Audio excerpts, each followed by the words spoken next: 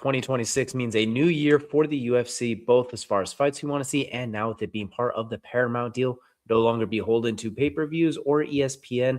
This gives us a lot of options and leeway if the UFC wants to take them for some very unique fights that we can see coming forward. Today, we're going to talk about the top fights I want to see for 2026. We're going to keep the caveat of it will not be filled with super fights. We will only have one cross-division super fight because, well, frankly, the champ crossing divisions, no one defending the belts is not quite the same. It's not that much fun anymore when everyone does it. So we're only going to have one super fight on this list, and it's going to be the first one we take a look at. Alex Pereira versus Tom Aspinall for the UFC heavyweight belt. I know. Tom Aspinall, the eye injury, still out of commission, still can't train, still should fight Cyril Gane again to run that one back. However, I just don't care. Cyril Gane's known for being, we're going to say dirty, we're not going to sugarcoat. He's known for bending the rules until it breaks. He's stabbed Aspinall in the eyes with his fingers multiple times. He's hit people in the back of the head. I don't care about that anymore. Cyril Gane could go fight someone else anytime. This is the fight I want to see. If they want to run that one back first, whatever. But I want to see Alex Pereira get a chance to be a 3-division champ. Ditch the light heavyweight belt if you want. I know he's right. Normally, I just said I don't want to see these too much.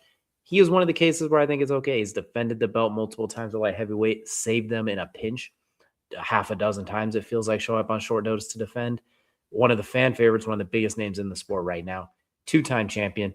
Give him this opportunity, go up for that third belt, him and Tom Aspinall. A guaranteed doesn't go the distance type fight if there ever was one. 2 absolute just hitters is the best way to describe it. We want to use a Nick Diaz term. They are both absolute hitters. This is the fight we want to see in 2026 once Aspinall gets healthy and is ready to go. Next up, Sean O'Malley taking on Corey Sandhagen. Talked about this fight. This one's been kind of a popular one in bantamweight for a while. The two of the taller guys in the division, great creative striking, great distance control guys that are known for the most part, for finishes. I know Corey's had a few where it's gone to decision recently, but I think overall they're both known for finishing potential. Sean has Song Yadong on the docket first to start January. Then after that, it'll most likely, I'd imagine, be Piotr Jan. I can't imagine they wouldn't have that rematch, especially since Sean beat him before. Piotr's already calling for it, so if he does beat Yadong, I think this would make sense. He has alluded to only having a couple more fights left, so we'll see if that's true. But if we can, this is a fight I'd love to see. I'd love to see the clash of styles, the length, the distance control, the striking, the diverse skill set on the feet. There's a lot to love with this matchup that a lot of people wanted to see for years, and I'm one of them too. So hopefully we can somehow see this in 2026. Here's a fun one. Carlos Prates versus Michael Morales. 2 guys who absolutely stole the show to end 2025 with huge knockouts back-to-back over Leon Edwards and Sean Brady, respectively. That division's very crowded at the top. It should be Ian Gary getting the next title shot against Islam Makhachev. Shavkat should probably... He was the number 1 contender. He did beat Ian Gary, but Ian's been on a run since then. He has just beat Bilal Muhammad, who's ranked number 1. He beat Carlos Prates as well on short notice. I hate to say it, but I feel like it does have to be Ian Gary next to the title shot if all things are going to be fair. Shavkat fight one other person in the meantime. Maybe it's Kamaru Usman since Usman's asking for a shot. I don't know. They'll figure it out. But this is one to make in the meantime with arguably 2 guys that are right a fight away, arguably as well. 2 killers in the division. Michael Morales is huge at 170. Made a huge statement with that knockout over Sean Brady. Then Carlos Prates, we already know when he hits that flow state on the feet, he is as good as anybody. He really neutralized Leon Edwards on the feet, who's known for his stand-up game. Then that huge punishing left hand to end it. I want to see the clash of styles here as Morales able to bully forward it and just charge through him, as Prates able to control the distance and enter that state where his Muay Thai is just second to none.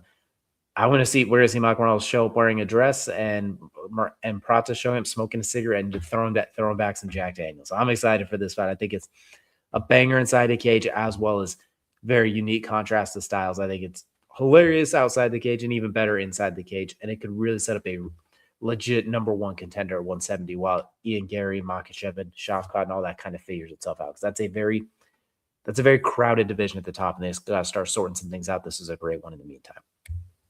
Next up, Yair Rodriguez taking on Diego Lopez. Lopez is fighting Volkanovski-esque, a fight that makes no sense, but they're doing it anyway. Regardless of what happens, whether he wins or loses, this is the fight. They have bad blood. It's well established. They should have already been fighting right now. They did all the self-promotion themselves without even being scheduled to fight each other. It's a brute force of Diego Lopez, the heavy-handed brawler, bite down on the mouthpiece, the mohawk mullet flying through the air as he's just whipping haymakers like we saw against Gene Silva and in all of his fights. Yeah, like Rodriguez, the flashy, technical, spinning stuff on the feet, the explosiveness that comes out of each strike that he has, the way he throws from every angle. We know that up elbow he got Chan Sung Jung with, the spinning kick, the front kick on BJ Penn, the diversity in their strikes with the bad blood. I think this is another. If those who call for blood, they will get it in this fight. Someone's going to sleep or someone's getting abs. Someone's getting beat up. This is a fight to make. This one would be. We should have this one right now. It doesn't even make sense. They did all the promotion themselves. All you have to do is have them sign the dotted lines. They did the promotion themselves. But alas, we'll see what happens with Lopez and Rodriguez, or excuse me, Lopez and Volkanovski, and maybe we get Lopez versus Rodriguez in the future. Next up, Imavov versus Fluffy. Hernandez versus Imavov. So obviously he's the number one contender. He's gonna fight Hamzat next.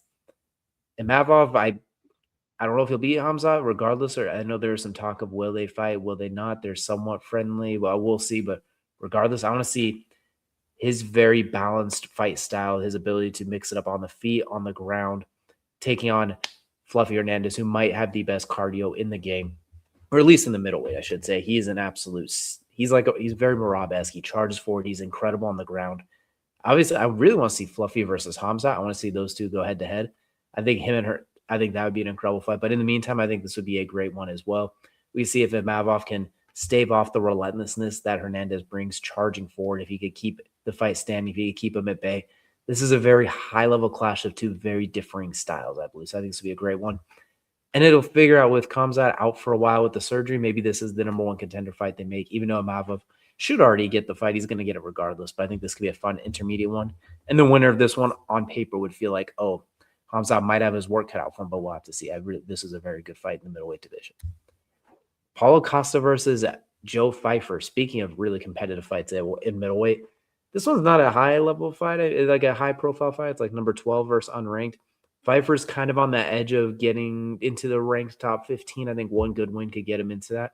Costa had that very nice win over Kopylov not that long ago.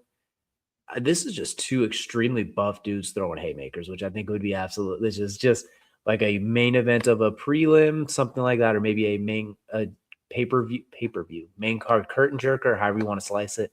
Just two absolutely jacked guys that are going to throw haymakers. We know Pfeiffer dropped gas I think 4 times in the first round and a half. Costa, we know he just slings absolute sledgehammers with kicks, punches, knees. Everything hurts.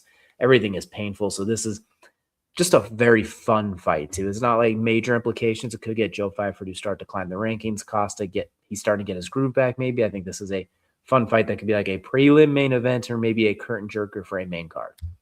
Last but not least, it's one of the obvious ones. Ilia versus Arman Tsarukyan. I don't know how they're going to shake it out because you still have Gaethje taking on Patty for the interim belt. Arman is sitting right there. Arman with that big win over Dan Hooker. And even though he's a freaking idiot.